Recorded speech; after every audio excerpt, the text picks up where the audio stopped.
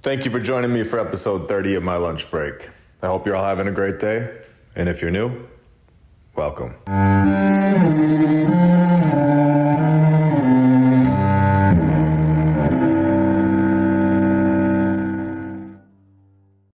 I want to thank all of our sponsors over on Patreon. Thank you to FlatEarthDave.com. You can check out his app. I'll put the link in the description, and you can use my referral code, MLB. The app is awesome. It shows a lot of videos that are really hard to find.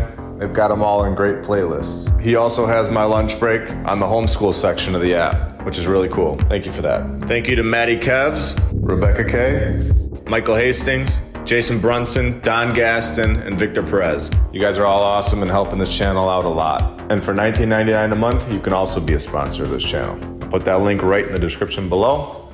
Thank you. Here we are in Rome, Italy. This was constructed in 1317 and took 600 years to build. Could you imagine? That would be more believable than what I'm about to tell you. And what I'm about to tell you is the mainstream narrative. This is actually Richmond, Virginia. It's named the Cathedral of Sacred Heart, and it was constructed in 2 years. Just looking at this place, I wish we could still build like this. I would love to see more of these built today. Instead, we have 0 of them being built today, not one. Where's the technology gone? So they say the construction began in 1903, and they put the finishing touches on this 144-foot high cathedral in 1905, built with a granite foundation, limestone walls, and a copper dome that stretches 118 feet. The construction was perfect to the nearest inch. The cathedral is 1,728 inches wide and 1,728 inches tall. It's exact.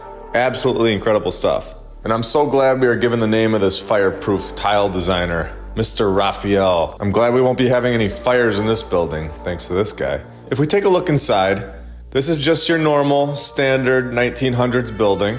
It was simple construction, and I'm shocked it took them so long to build in 1903. What was the holdup? Was their horse not up for a granite pole that day? 2 years to construct this. What a joke.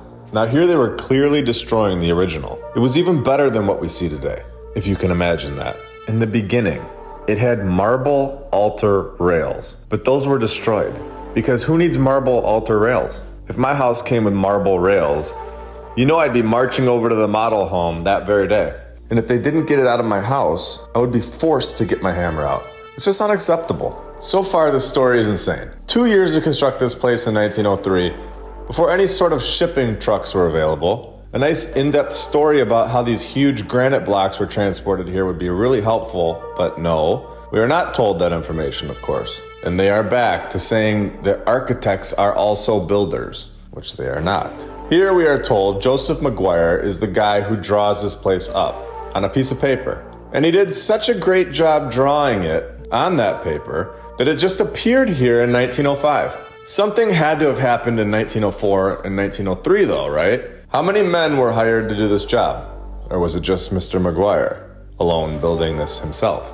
Or did he have a few sons to help him out? We all know how much they love to tell us about the sons at this point, because as long as you have sons, you're gonna get the job done. And we all know it'll only take a few short months. And here I'm looking at this place on Google Earth. And normally when you find one of these incredible structures, you will find others on the block, or at least things that don't belong. This is very important to remember in this research. If one thing survives from the old world, there normally will be other hidden gems that made it through as well. And just wait to see how right this theory is. Get ready to have your mind blown today. But first, here we have this pillar, and our current civilization has no idea what to do with it.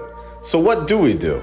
What should we do? Well, we should dress it up and disguise it, of course, with the ugliest parking sign you've ever seen in your entire life. This is a disgrace, honestly. This is just as good as graffiti. These buildings deserve much more respect than this. Come on, Virginia, you're better than this. Can we zoom in on this picture a little? Is there something behind this yellow parking thing? Is this thing hiding something? If anyone is there close by, can you please go over there and see what's behind this thing? And send me a picture to my email address? I would love to share with everyone what is actually there and written on this thing. I'm 100% sure it doesn't say, park over here or you're gonna get a boot on your car. Okay, so I wasn't wrong. Let's look literally right across the street. And what do we have here? The Da Vinci Center. Okay, let's have some fun. What is happening here? The stone on this thing looks so old and incredible. Multiple arches and a suspect window. that clearly proves that we have action and something going on underground. I would love to go inside this building and see what they have going on. I would not be shocked at all if there are tunnels. This building is now a part of Virginia Commonwealth University. So whenever you try to find any information on it, it just comes up with enroll here and all this nonsense. Great way to hide the history of a building. Turn it into a college. Let's continue down the block and see if this block is giving us anything else. Monroe Park giving us a nice aerial star symbol. Very interesting. And what do we have here? We have another building that is from the old world, of course. Grace and Holy Trinity Episcopal Church. So another church on the same block. How many churches do these people need in 1900? Okay, so this place is founded in 1858. Notice they say founded. This was not constructed, and they admit it right here. It was found. So how many people even lived in this town in 1858? 38,000 people in Richmond, with like 12,000 that were slaves. So they weren't going to church. So 26,000 people needed these massive structures? Does this make sense? Remember, there were also children a part of this population. So who constructed this place? And I'm just gonna add in the next structure right now, so we can prove this point beyond a doubt. Right next door, from this church, we have the Altria Theater, holding 3,565 people, while also having an 18,000 square foot ballroom. This one was also built in just 2 years. Of course it was. It also holds a basement where the Richmond Police Department got to go set up shop. There's enough room down there for office space, classrooms, a gymnasium, and a shooting range. That's it? No, that's not it, of course. They also had a swimming pool. This was simple construction in 2 years in the early 1900s. Very easy. Which construction company was in charge of building these buildings on the same exact block that completely destroy our current day construction? How can this be possible? Anyone going to see Baby Shark live should have a great time. I wonder how many of them know that they are about to go into an old world building. Let's even take a look at this thing. Just going straight up and spiraling for about 75 feet in the air. Something that Bobby can go work on over on the side for a couple weeks with his special chisel. Then lift that thing up on the scaffolding. Get some glue on it and it'll be over there forever. Easy. Simple construction 100 years ago. This is what we are told. This is the world we are in.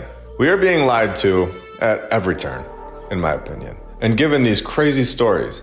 They are hiding the truth about these buildings and giving us these crazy stories that don't make any sense. And then don't explain why we never build anything close to this ever again. And especially not in just 2 years, but they did it all the time back then. It was no problem at all. 2 years, done. Well, I hope you guys all enjoyed today's... Wait, no. There's more? There's more. The Jefferson Hotel, right down the street. Construction began in 1892. It took 25 years to build. Could you imagine? Of course not. This thing only took 3 years to build. Finished right up in 1895. Because they had to meet their deadline. 6 years later, in 1901, the entire interior was destroyed by fire. The restoration process took 6 years and reopened in 1907. So let me get this straight. It took double the time to restore it than it did to build the entire thing. And anyone who has watched my previous episodes will know about the fires, proving that these are old world buildings. I'm just glad that there was only one fire this time. I don't think I could handle the second fire. Oh no. What is this? In 1944, they tried to destroy it again? Another fire broke out in 1944 and killed 6 people. Could you imagine what was inside that place that they didn't want us to see? Is this how we build hotels today? Could we possibly construct any of these buildings that we've seen today? Is it possible? No, it isn't. And not in 2-3 years. What is going on with this college of VCU? Did they find these buildings and repurpose them? In my opinion, I would say yes. And are they the only college that's done this? We will get into that in the future episodes. There is much more to discover. Wait, are we still not done with this block at VCU? Right next door from the hotel, we have this? Anyone want to let me know what this place is? Located on 19 West Franklin Street, Richmond, Virginia? No name, no nothing. It's just sitting here, not being used. People walking right past like it's nothing. Completely blind to what is sitting right in front of them. It's the nail in the coffin for episode 30. And for fun to rub it in, of course they have a Founders Hall building where the people that found all these buildings lived. Yep, that one right there, that's ours. I don't know, guys. What should we name this building that we found? Well, we found it, so let's name it Founders Hall. Perfect. Where we are told that we live is much, much different than where we actually are. This is not normal, and it is very clear at this point. Remember, we are unsure which building will be next to go up in flames. It's so repetitive, and we need to keep making this known so that we all wake up and see them when we walk past them. They are the hidden key to the past civilizations, in my opinion, and these buildings are being destroyed to hide our true history. A fire is a great way to say it was an accident. It's one way to destroy a building without putting blame on someone. Who do we get mad at if a guy isn't hitting it with a wrecking ball? Fires ruin the old world without a planned demolition.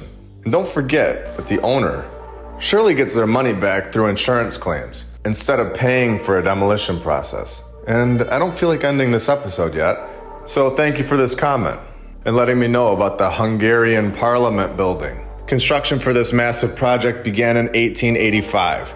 A 4-story, 315-foot high, 691-room palace with 10 courtyards, 29 staircases. This is your everyday building in 1885, of course. Now, the incredible thing about this place is that it's not just about one building. The entire block is filled with buildings that do not belong to our timeline. We have the Memorial of National Cohesion, the Ministry of Agriculture, and of course, a chocolate museum. They should have added a few more pillars to the chocolate museum. How embarrassing. I'm not sure how these people could go to work in such a horrible looking building. The chocolate museum deserves more. What a joke. And here we have hundreds of people just walking past the chocolate museum, not understanding what they're walking next to at all. Could you imagine we built a chocolate museum like this today?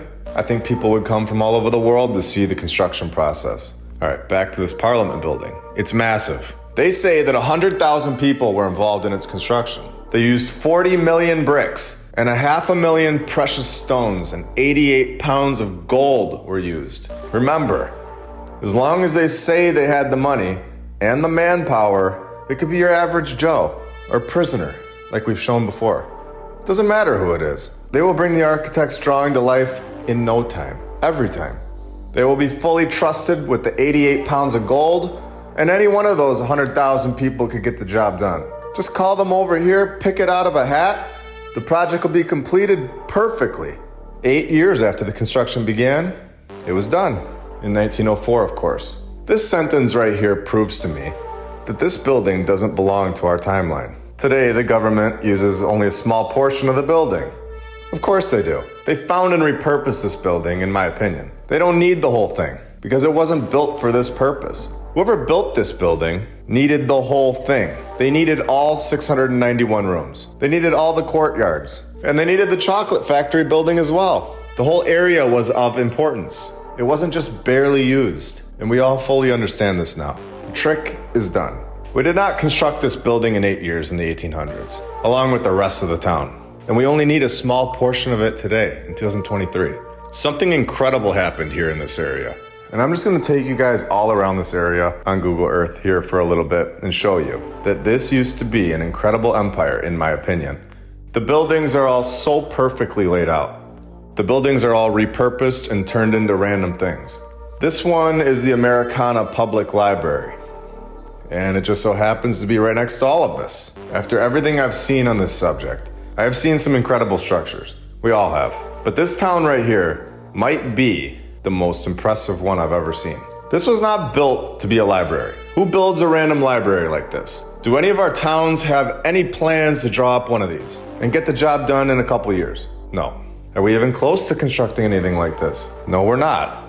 We couldn't build this if we had 10 million people and unlimited funds, in my opinion. It's not about the money, and it's not about the amount of people. It's about the technology. And I want to make this very clear. You have to understand how to construct something like this. Something that will last forever, unless it is demolished or lit on fire, which we've seen many times. And it's not just this library. It's the chocolate store. It's the Parliament building. It's the entire city of Budapest. This is incredible stuff. If anyone can go inside these places and get a video or pictures, please send that to my email, mylunchbreak1@gmail.com. Just Just incredible stuff. I'm glad we covered that. There's so much in this city. Don't be shocked if we come back and revisit this city with further detail and even more buildings in the near future. Don't forget that there are a bunch of brand new t-shirts. You can find that right below this video. Every purchase really helps support the channel and goes towards more boots on the ground work. Liking this video and commenting helps to share this video with new people, as well as when you subscribe to the channel. I couldn't be more thankful for all the support you guys give. Our Twitter account is up and running, and we are over on Rumble as well. Both of those links will be in the description below. If you have anything to add, or any thoughts on the video, or have any ideas for future videos, just put that in the comments below. Thank you all for your support, and I hope you all have a great day. I will be back very soon with much more. See ya.